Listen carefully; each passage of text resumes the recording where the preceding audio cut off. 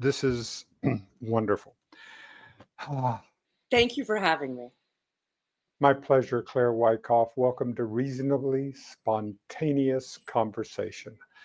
And I say that because because it's not spontaneous. I've already done my homework, getting a chance to Nice. spend time on your Instagram. So that's going to already be there. There we go. And Renee has created a reel Oh, of just some selected pieces. They aren't all the way, but we're going to watch that first.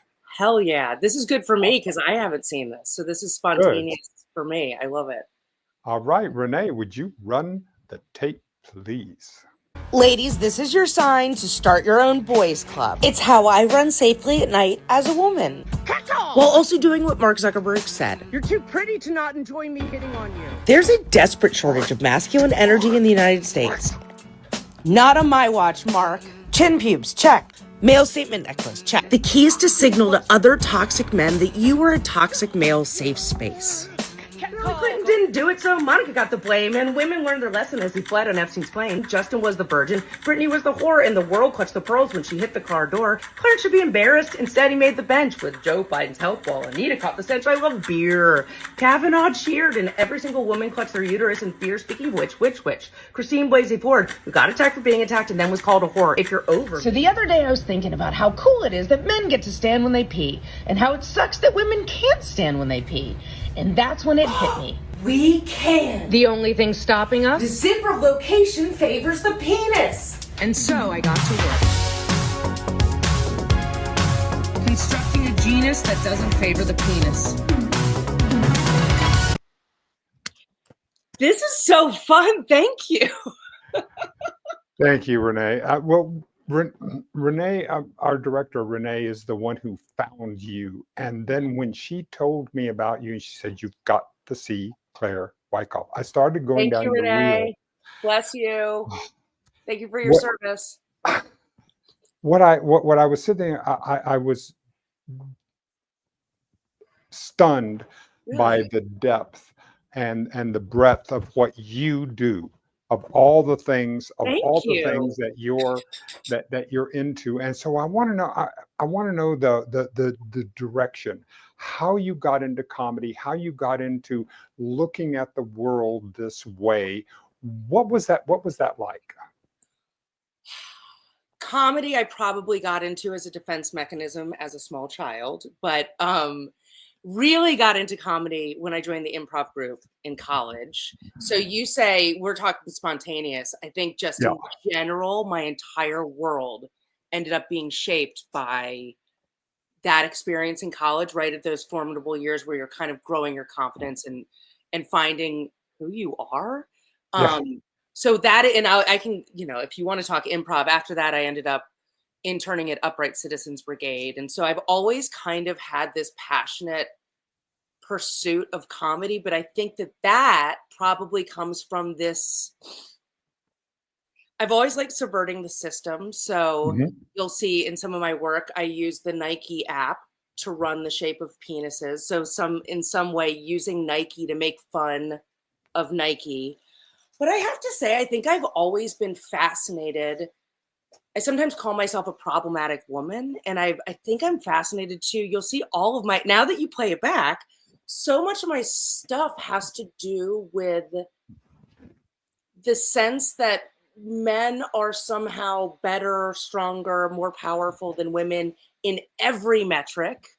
And I think that we've just gaslit ourselves into believing that ballsy, whatever that being whatever those things are. And so I think I love exploring the notion of strength and power between genders, probably. And now that I'm looking at it, men can pee standing up. That video you just showed, I used to be like, well, so can we. We just don't have the zipper access. And so then all of a sudden I was like, why not make that a punchy exploration? I don't know. So it is. It is. All right. Now I need to ground, because everything has to be in history, as we have this. So when were you in college? When you were doing this, so when and where, so we know location wise. I went to college in 1999, Middlebury, Vermont. Auditioned many times for that improv group, which was all boys, and there were women in it. But when I was there, I finally got in. It was me with a bunch of guys. And when I graduated in 2004, I ended up in New York City for a while, trying to break into the comedy scene, doing Upright Citizens Brigade, where I improved and interned. I knocked on the doors there. I went every single Friday for a year and knocked on the door until they gave me an internship that allowed me to take classes for free and pick up spilled beer at the end of the shows. But you got to see all the shows for free too. So yeah, I was there actually at the same time as Donald Glover and Ben Schwartz. We were interns together. I always joke that we've all made it. We're all famous millionaires now. No. So I did that for a while, and at some point turned my efforts toward writing. I think at some level I actually use it a little bit in my comedy. I think I got scared to try to really put myself out there, and but also really loved writing and exploring comedic writing, which is how I ended up actually in advertising.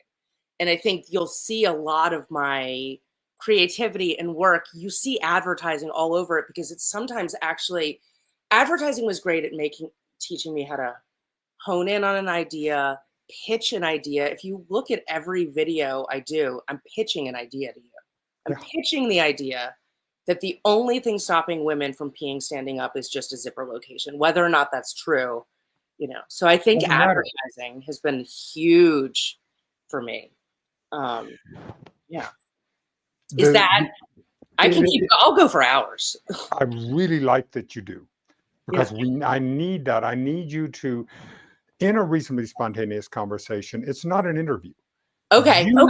You have 50% of the responsibility for this. So what you want to talk, where you want to take the conversation, you grab it and run with it. This has to be together. This is the collaboration. We're on the stage together. Awesome. And we want to make sure and do the same things that we have.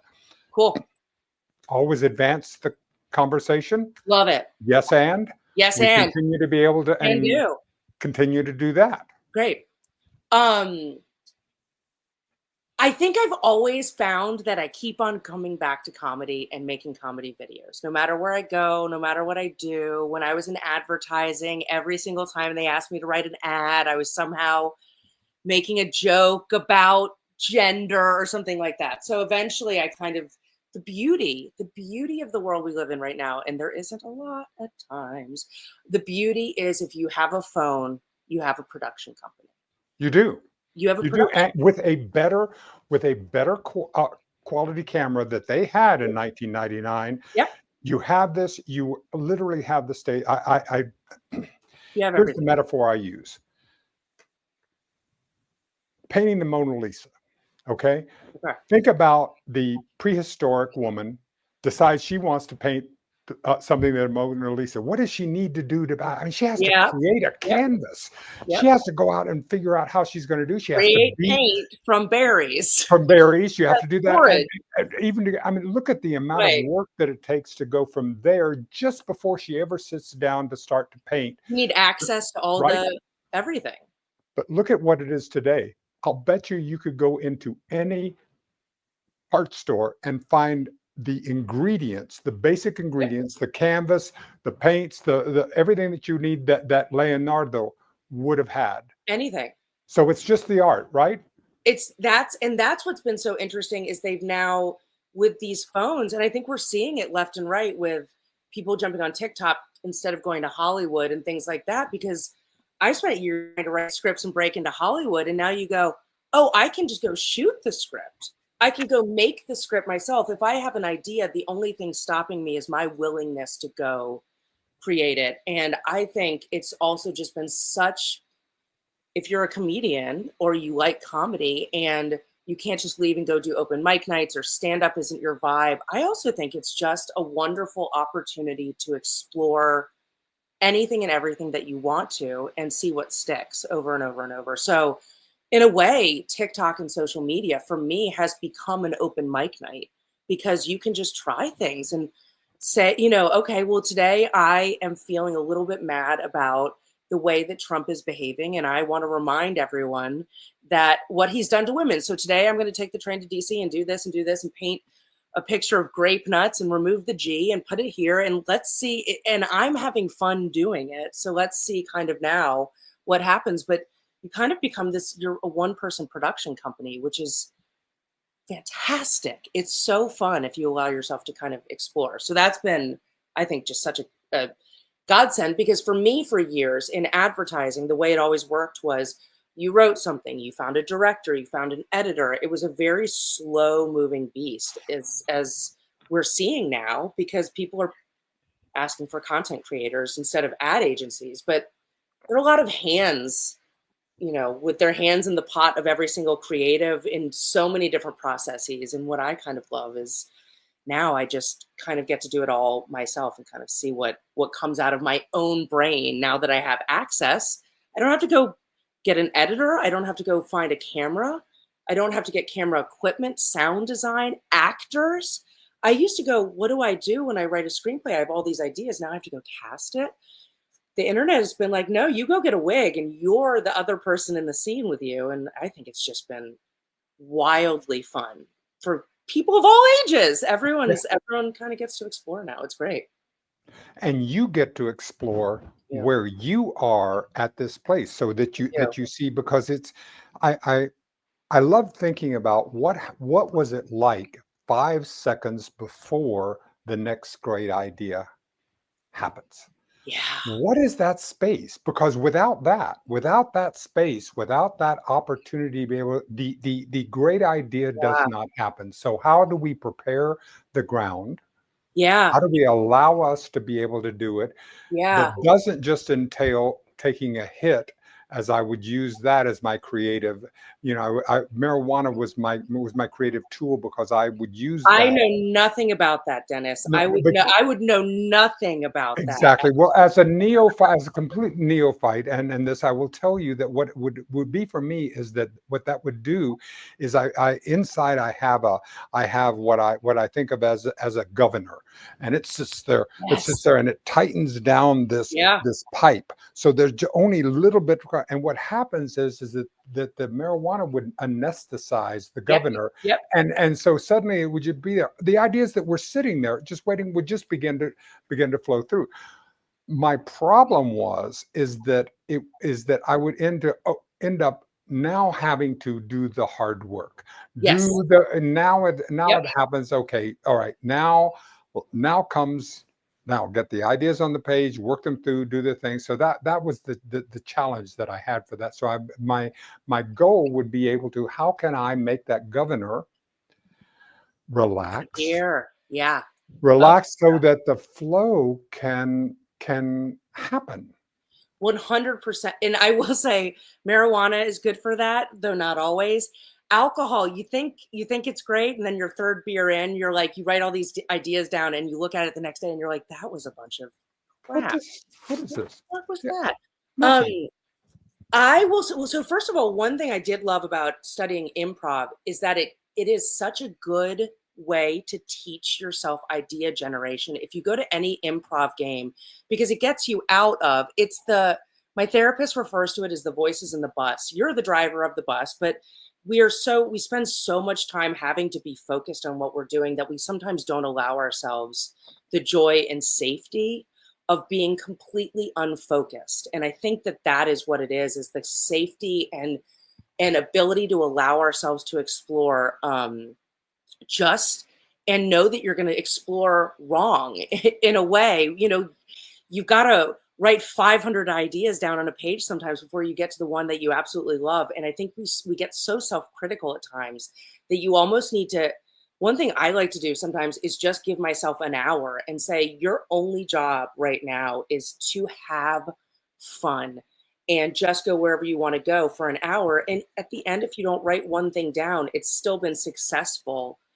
And of course, the joke is you will always come up with things if you do that, because just giving yourself the space and time with nothing else to do. That being said, long walks always take my brain out of the other headspace.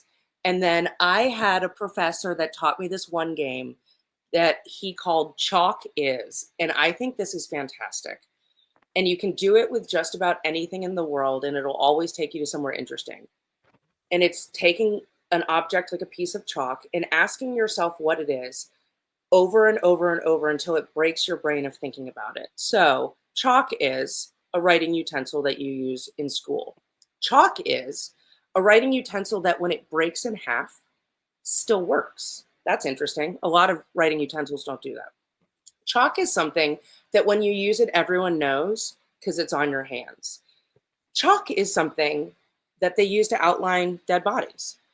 Chalk, and so you can start playing this game, and I sometimes find when I'm stuck, and then once you get sick of that game, you can use the 5 senses: who, what, when, where, why, how.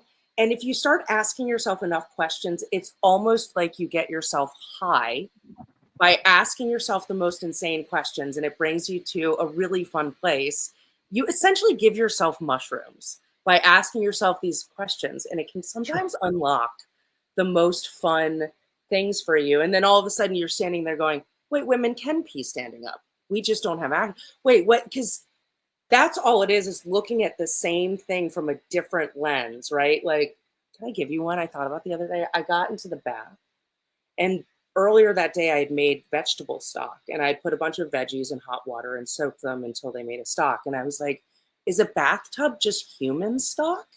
And I think it's a stupid question, but that's the joy of, if you can look at a bath as just a different container of heated water, your brain can start making these fun connections. So you got to get yourself high without weed. Then you go smoke all that weed, and that's when you can, yeah, exactly. When it becomes a reward rather than than becoming the vehicle. Yes. When it's the vehicle, that's when it damages. Let's circle back to where we started on this on gender, because right now I'm telling you this male centric administration that has done. I mean, when the first act was to take the one woman who was the head of the military of the military arms and fire her. Yep. That was act one to be able to do, and then to install. And then we're looking at everything that has to do with gender is being removed. Yep. Is being and I'm sitting there going, what's going on?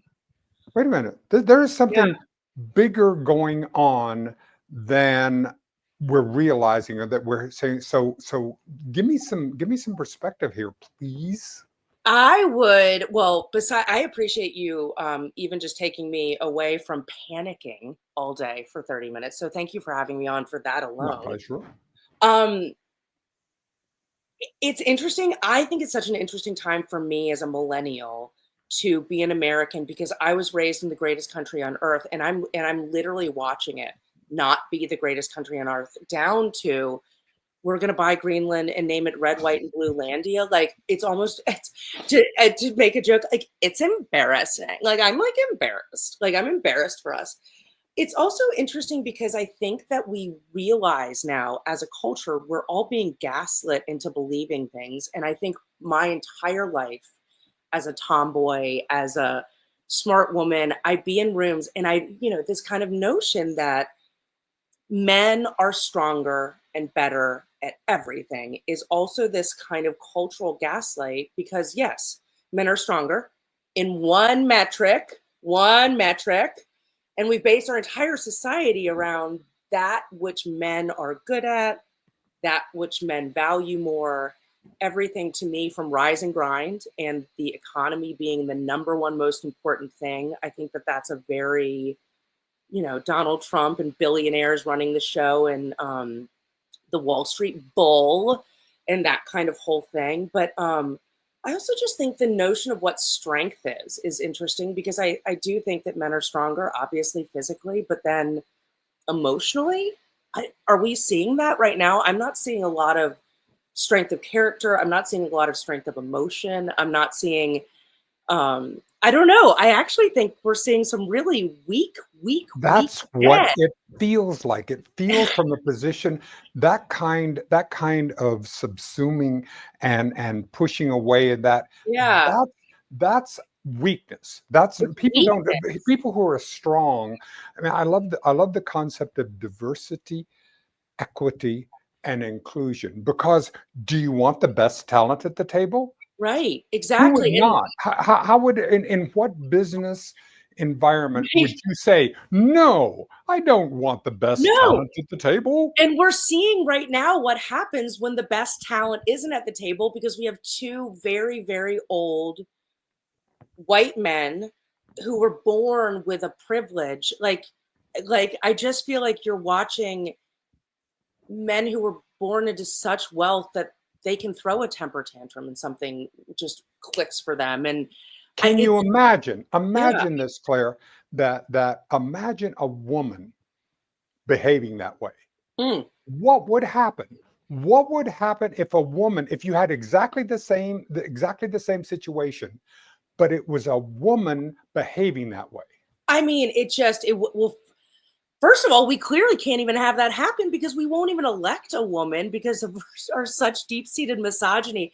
It's just wild to me that like someone will be like, well, Donald Trump has money and golf club and lots of golf clubs and he plays golf and he's a man, so therefore he's better at this. And you're just watching him in real time be shitty at this. Yep. And like even then it's just this sense of like I was thinking the other day after watching the Super Bowl, I was like, the millions will pay a man to run a ball down a field with his friends while women literally invent life and we somehow still consider men better at things. And I don't mean to say men aren't good at things. I love men. I'm married to a man. Some of my closest friends in life are men, but yeah, I think it's just comical because it just feels like it's a bunch of weak men throwing temper tantrums. And I think sometimes my comedy is about drawing attention to that. I've been doing this thing recently where I've been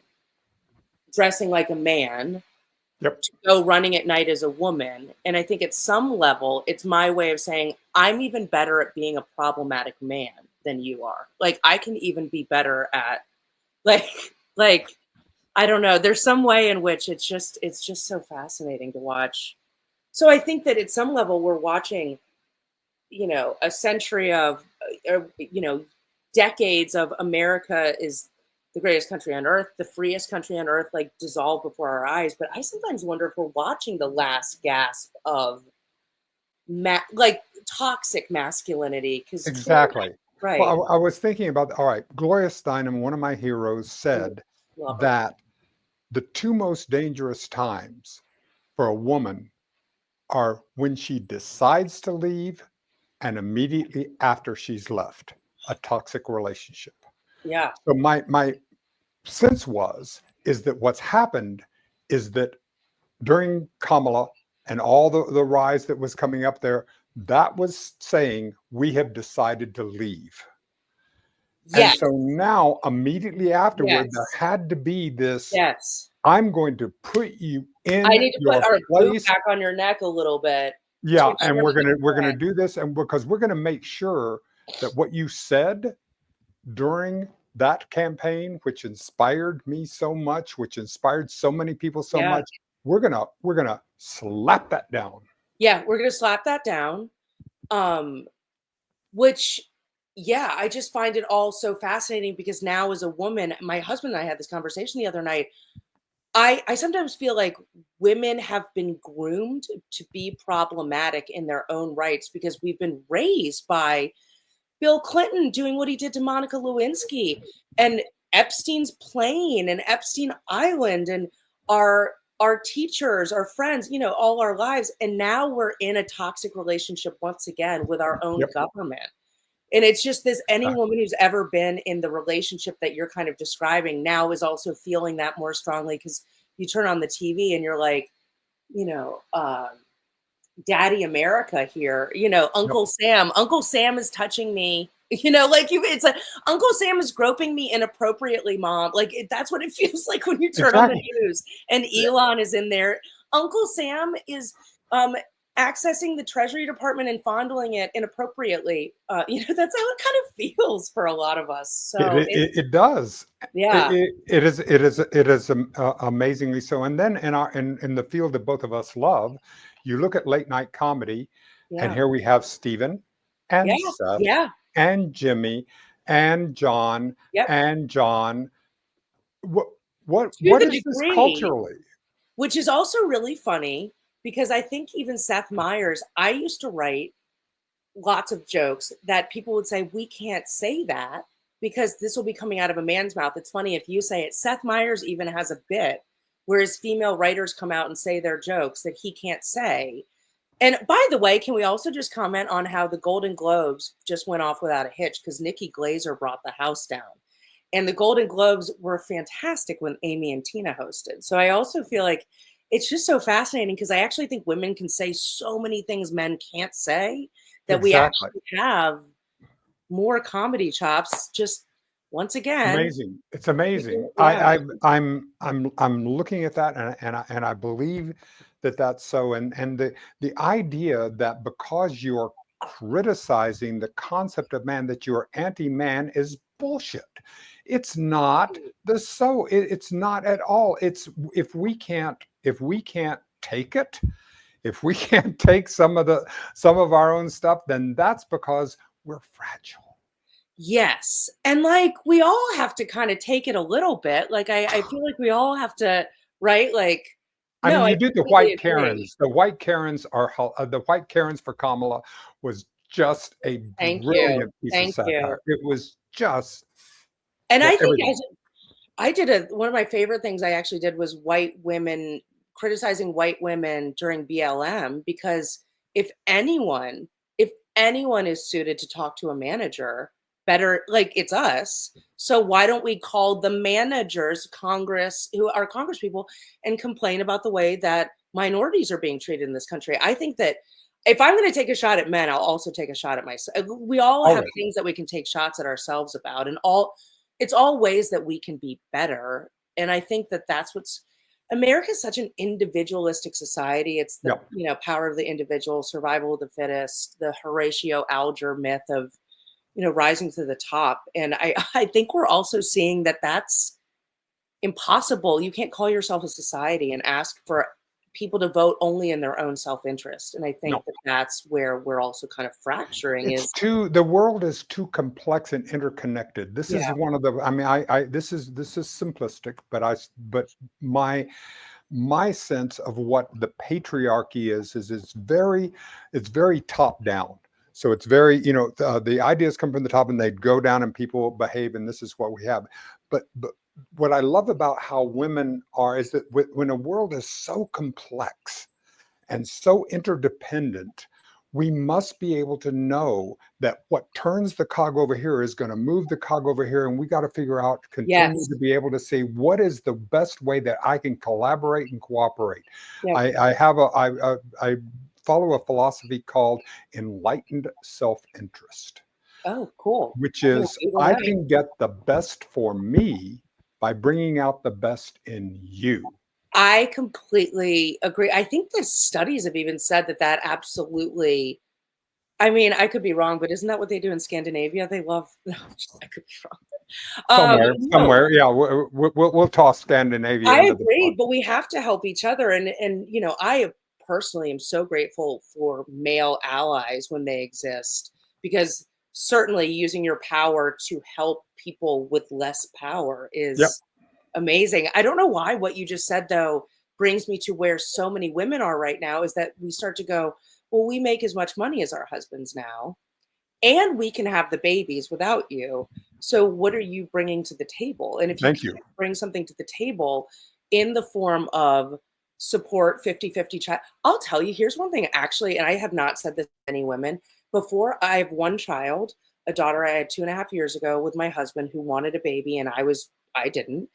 And we negotiated, and I negotiated for him to do 70+% of the labor before we went in to doing it, because I kind of said, I'm not sure that this is what my calling is. And meaning I love my daughter, but just spending 8 hours a day, 10 hours a day taking care of her. And yeah, I think that he has shown up, but we also had that conversation in a premeditated way. But I think so many women are going, if you're not going to show up, if you want a traditional wife, for instance, who brings, does all the cooking and cleaning, then you also need to be that traditional husband who makes millions of dollars. And, I think that that's the other thing. I think the traditional nature of what some men expect women to do without upholding the traditional nature of making so much money that she, whatever that is also. Whatever that is. But what I like about this, I mean, because one of the things that is difficult for us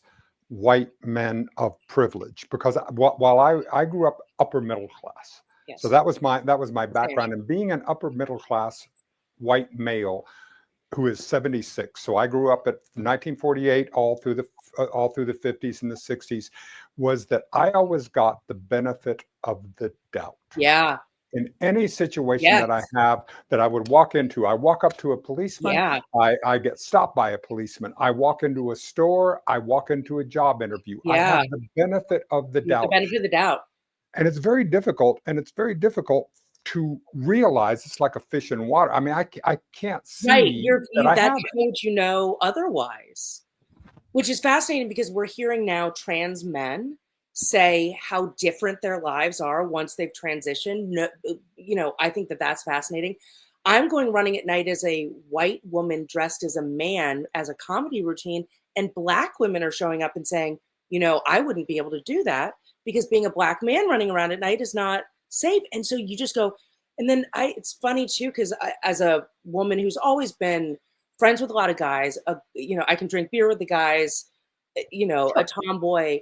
I'll have men sometimes also treat me like one of the guys and honk their horn a bunch at me as they drive by in a dark street. And of course, I'm not a 6 foot tall white man who, when I walk down an alley at night, the reason I run as a man is because I do feel fear. So it's also interesting, because I recently had to explain to a neighbor that, yelling at me is actually scary because I don't know who he is. And, and he was like, how's that scary?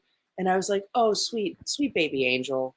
You don't know how big and scary you are. And so you don't know that some of us walk down the streets at night terrified of what could happen, but he's never once experienced that. So yeah, it's interesting. But what you're doing is being willing to hear someone else's perspective.